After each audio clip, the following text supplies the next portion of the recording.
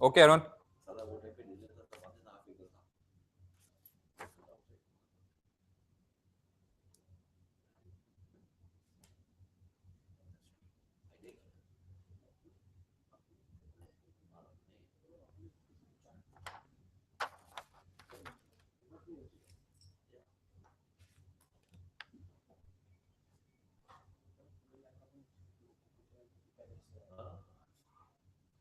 Chalo, 5-1.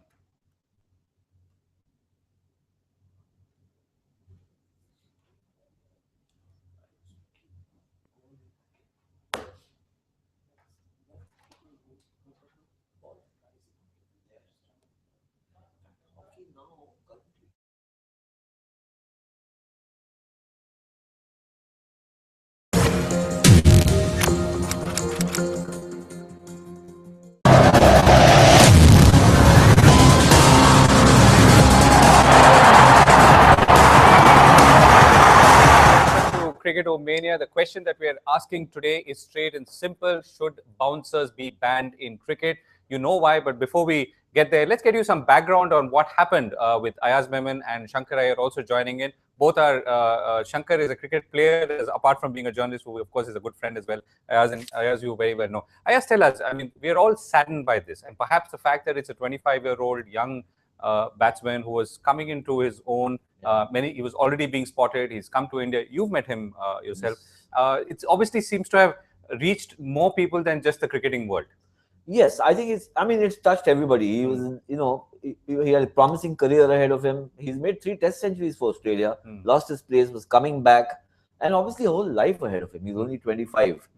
There's a corollary to the story, Govind, which is that the bowler who bowled this delivery is 22, and he's in a breakthrough season. He's had a terrific season. Both of them, Phil Hughes and Abbott, Sean Abbott, played together in a T20 match for Australia. So both promising young men. One, of course, I think will have it very difficult to live down this incident as long as he lives. But it's a short delivery. It's a bouncer. It's just one of those things. I mean, what the reports we've been reading is that there's a 1 in a billion chance probably of somebody getting hit like that and losing his life, but it's happened. Okay, right. So a lot of responses, Ayaz, and I'm going to start picking them up, and some of them are in some ways predictable. Shankar, what's your? I mean, how did you respond to this? What was your reaction? See, it strikes a chord because it gives that sadness that you feel when a young life is lost. Forget about, I mean, and that too on a sporting field. And everybody also relives the moments of danger that they have had. I, for instance, used to keep goal in hockey for some time before I one day got hit by a rising delivery on my chest. And I remember Mervin's father, Joe Fernandez, off my pads and I said, I'm not doing this anymore. And it is quite scary. But here's the thing. This is sport. There is going to be the challenge. There is going to be the hand-eye contact thing. And, just to take one incident and sort of elevate it to a call for a ban on bouncers, I think will rob cricket of all the romance of the challenge. Right. And that's a lot of reactions that are coming in as well. But we'll come to that in a moment. Let's have a visual look at Phil Hughes and his career and the cricketing life that he led.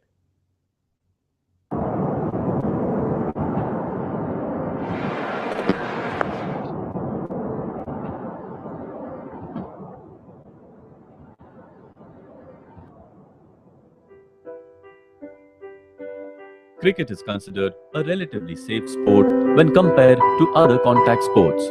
But this wasn't the first time such an accident has happened. In 1962, the days of no helmets, Indian cricketer Nari Contractor was hit in the head while batting. Raman Lamba's death in 1998 was the first case of a head injury which led to a cricketer's death. Australian cricketer Philip Joel Hughes succumbed to the freak injury he sustained while batting in a Sheffield Shield tournament. He was struck in the head by a Sean Abbott bouncer. He staggered and collapsed on the field after that. He died 2 days later due to a dissected vertebral artery. An effervescent young player, Hughes was known for his aggressive batting style. His unorthodox slashing strokes were a reflection of his agricultural upbringing, patient and hardworking. He was a gifted player who had been singled out for greatness since he was a teenager. Following the tragic incident, the cricket community has come together and there has been an outpouring of tributes for Hughes, as well as sympathy for Sean Abbott. Phil Hughes' death has sparked an essential debate for the sport. Has the gentleman's game taken a perilous turn?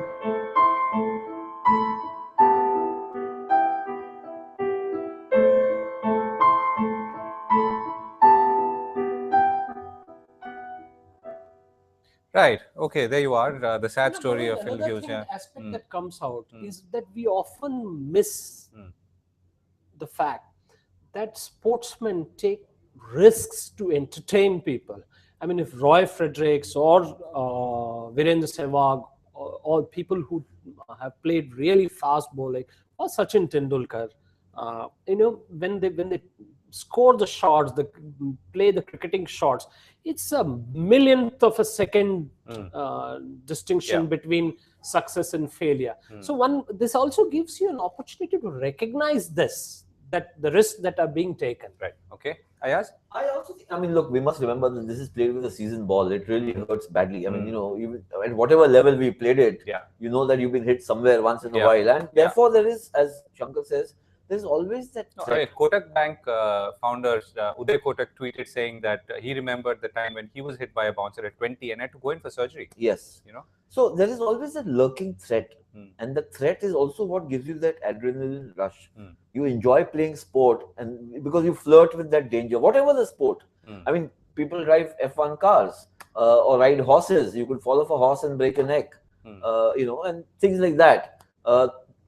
While it's not a contact sport, there is always that threat, especially when you're a batsman or a fielder close in, that you could get hit and get hit very, very badly. Right. Okay. So I'm still waiting to bring, I'm sort of going to bring the questions or the comments very quickly. Chandresh joins us from Dubai. Chandresh Narayan, former ICC man, cricketing journalist. Chandresh, what's your reaction to what happened and what do we need to do?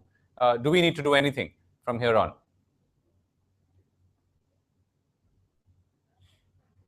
I don't think we need to.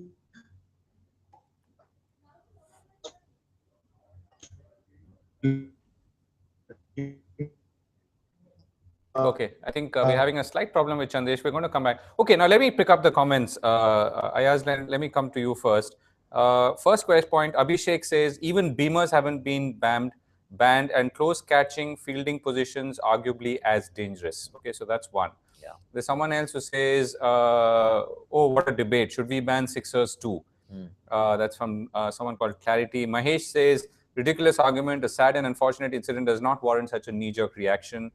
If that is what caused the fearsome four of West Indies caused massacre on field, then save the game from these kind of arguments. The real killer of the game is BCCI, not bouncers. Okay, so that's a bouncer in itself. The essence of test cricket will be lost and the bowler's length would be cut short, says Himanshu. And again, there's someone who says, Mahesh, I think he says, spare some time thinking about better helmets. So these are some of the quick sprinkling reactions that have come in. The one thing which I agree with is that you can't ban bouncers because then you're robbing the game of a lot of its, not just nuance, but also character. One of the challenges for a batsman is to play fast bowling. And fast bowling where, the delivery is not just, fed to you to score runs. It's also to get you out and to set you up to get out in the sense in try and rattle you, force you to make a mistake. So, Ayaz, why are we reacting in this form today? I mean, as we pointed out in our little story earlier as well, I mean, there have been such, sort of aggressive bowling going back to 1932. I think the threat of death, the threat of grievous fatal injury has been always there. I mean, that was the reason why body line became such a big issue, where England and Australia almost, kind of broke off relations. That's because players were getting hurt. And remember, those were days without helmets and protective gear. Bill Woodfull was hit on the heart and some people thought he might die. But the idea is that post 1970, especially when the West Indies fast bowlers and 4 of them, so it was an assembly line, they came along and they started bowling 6 bounces and over. The ICC moved in and now it's restricted to 2 bounces and over. The umpire can still step in. If it's a tail ender, you're not allowed to do intimidatory bowling. I don't think that any fast bowler bowls with the intent to hurt or kill. And perhaps no one is saying that either. Yes. So now the challenges are except maybe at the body line time.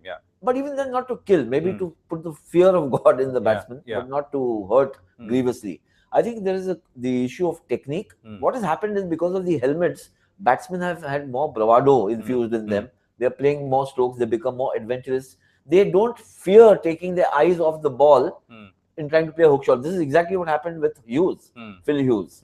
The other is the quality of the protective gear. The helmets need to keep on improving because there is a margin of error, which is still there. Okay.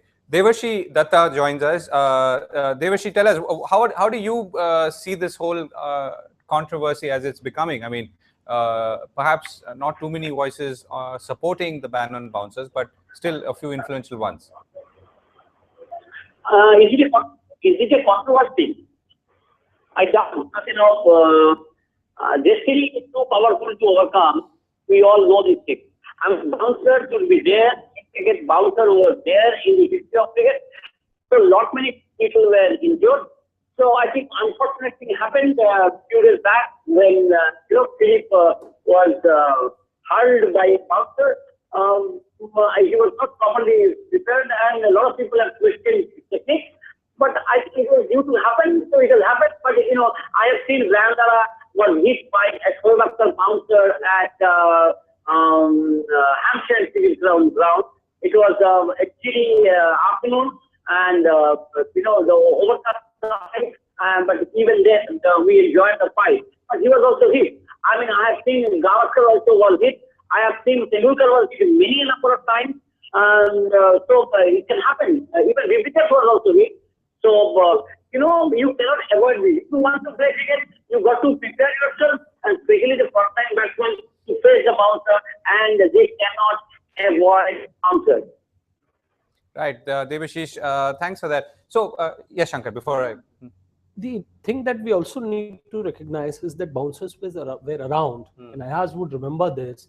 There's this West Indies tour when all the top order batsmen, each of them came back with some fracture or the other, and they played without helmets, without protective gear. I remember the name Anshuman Gaikwad got his entire reputation in that series. So there is that. And in contact sports, we see boxers being hit, what's happened to Muhammad Ali after a long career in boxing and so on. So this is a kind of response. This is not so much about bouncers being banned.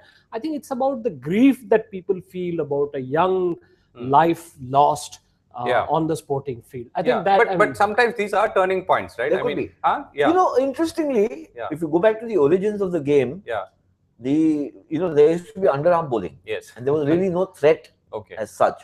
It's when they decided to go overarm to eliminate the fact of throwing the ball from here, not going overarm, is when they realized that there is a danger. Because if you throw from here a season ball, you can maim a player. So they said, then they got technique involved. When you have to bowl overarm, round arm, you have to turn your arm round. The shoulder, it's not easy. You have to really learn that. It's a technical accomplishment. And therefore, the chances of actually hitting batsmen minimizes. Reduced, unless you want to aim it deliberately. Right. So, Chandresh, I hope we've got you back from Dubai there. So, the question that we are really asking, of course, is should bouncers be banned? But they obviously are two schools of thought. When one would have assumed that this is a fairly automatic given fact, like as even Shankar was saying that, there is a certain amount of risk involved the moment you step into the field. And cricket, of course, is not a soft game in that sense.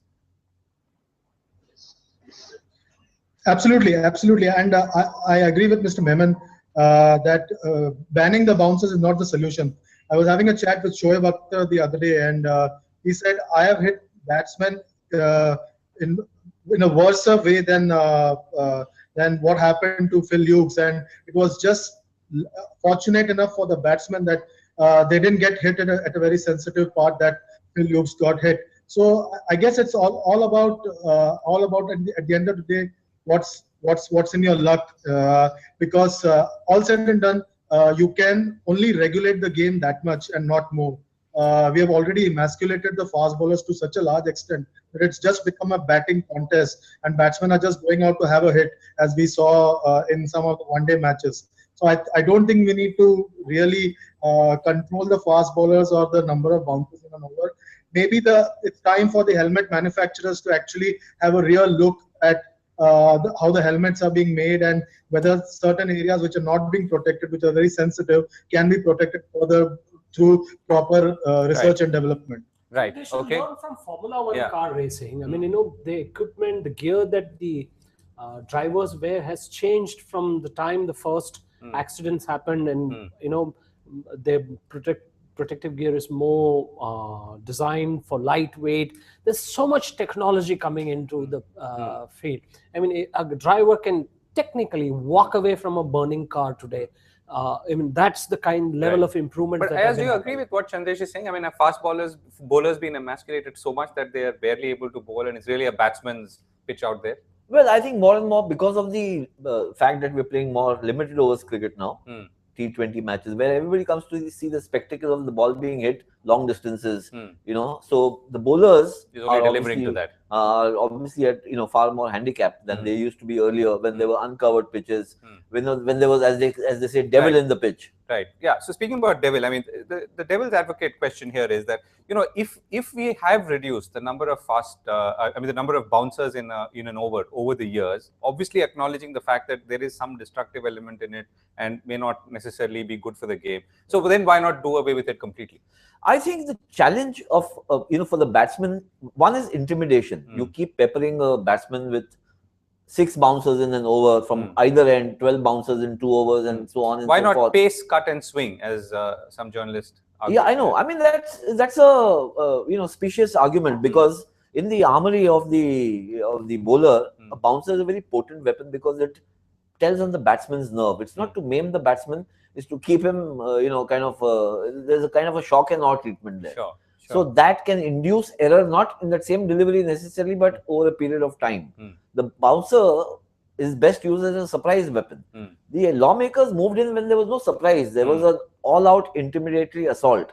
That's when they stepped in and they said, this is taking the contest away between bat and ball. So now we are saying that, of course, it always takes one incident to open people's mind. Yeah. So we are saying that, yes, there was a certain approach to this whole issue, but now we are saying that this is also has the potential to kill, which we never thought of earlier as such. Earlier, it was always about injury. I mean, no one even thought that, something like this could happen. But now that it has happened. Yeah. So if you look at what happened to Raman Lamba, he was fielding close in. He wasn't batting. So you can get hit. People have died while running a race. Yeah. These are things that I think happen in the course of playing competitive sport at the highest level or at any level. Now, that's the risk you run. You can fly in an airplane which develops problems and can crash. So I think you can mitigate it to an extent, but not eliminate it altogether. Otherwise, you're robbing the game of its charm. Yeah, that day there was a marathon runner who collapsed while running half a marathon. And there are guys who complete a marathon. This guy had a stroke while running. So there is this individual element also. But also remember, Ayaz would sort of validate this. What's a bouncer? It's a short pitch ball. You could as well get hit by a well-pitched ball or a good-length ball. But may not be on the head. No, but it could hit some part of your body. It could hit your heart if it doesn't rise so much. So there is always going to be an element of risk. So the moment you start sort of splicing every bit of risk out of the thing. Now, suppose tomorrow you say 140 kilometers per hour is not a acceptable speed. You will bowl only at 130. Or suppose the batsman steps out to a well-pitched ball and gets hit. What do you do to the bowler? Is that a good ball or a bad ball? Okay, good. So we're running out of time. Let me get some last comments in, and let me begin with you, Chandresh, before we lose you again. Should bouncers be banned? Yes, no. If not, why? I don't think we should be banning the bouncers. Anyways, we have very few fast bowlers in world cricket these days. If we ban the bouncers, we will lose the last of the fast bowlers in world cricket, and it will be like the dinosaur. We'll have to actually send out a search party to search for fast bowlers. if that really happens. So I think we need to leave the game as it is, and the protective element for the protective gear for batsmen needs to get better. Okay, and is there anything Shoaib Akhtar told you, Chandesh? I mean, you did mention that he's bowled more deadly ones than the one, for instance, which hit Phil Hughes. Shoaib Akhtar basically said that banning the bouncers is not the solution, because this can happen to anyone and it can happen in any situation, like the previous guest was saying. So he was dead against it, and as you would expect as a former fast bowler himself. So he insisted on pushing for better protective gear for the. Okay, right. So better protective gear is the way to go. I'll just come to you, Ayaz. Yeah. Shankar, last word. Should bouncers be banned? Yes, no. If not, why? Not at all. I think bad equipment manufacturers should be banned. Okay, got it. I think the irony of the situation is that Sean Abbott is not even a genuinely quick bowler. He's a, what they call a fast medium bowler. He's not of the Shoaib Akhtar, Brett Lee category. It's just that the spot in which Phil Hughes was hit, that is the, that's caused the fatality. Otherwise, there have been quicker bowlers. Batsmen have been hit by Shoaib Akhtar, as Chandresh has been telling us. And, they went on, continued with their lives and their careers, and the bowlers went on bowling. So I don't think it's only the speed which is the problem or the bounce necessarily. It's just, where you find yourself at the point of impact. Unfortunately, Phil Hughes, was hit at a place where, however remote, the possibility of getting hit there, but it cost him his life. Right. So I'm going to come back to you, Ayaz, for the last word. Before that, Debashish Datta still there on the line from Kolkata. Debashish, should bouncers be banned? Yes, no. If not, why? Not at all. It should continue. It should continue. Okay. I mean, it's as it is. It's a batsman still game, and if you still want to make it more friendlier for the batsman, then the bowlers will have to be there just to visually getting hit for 4 to 6. So, in the stupid idea of removing bouncers from the cricket world. Right. Okay. Ayaz, last word. Two consequences will emerge from this, at least in the short to medium term. One is that the batsmen and coaches will re-examine the technical aspect of playing the short pitch ball. And the other is that equipment manufacturers will have to really spend a lot more on R&D to think up or come up with equipment which is better than what you get now. So that's a definite, okay. So that's a sure consequence. Okay. And the technical aspect also, because the kind of stroke that Phil Hughes played, you either move out of the line of the ball. The defensive batsman never attempted to hook, or when you hook, you try and not miss. Yeah. But if you miss it's a risky shot in itself. It's a risky shot. And then you took his eyes off the ball. And you take your eyes off the ball, then there is a likelihood of getting hit. In 99,000 out of 1,000, 1 lakh cases, this would have resulted in maybe a shell-shocked batsman retiring hurt for half an hour and coming out to bat. Yeah. But it just hit him at the Or a great shot. Or a great shot. Yeah. On that note. But so the lesson of this, the moral of the story is really keep your eyes on the ball. Keep your eyes on the ball. Yeah, that's the lesson. Thank you so much. We've run out of time. We'll be back on CricketOMania later this week. Thanks for watching.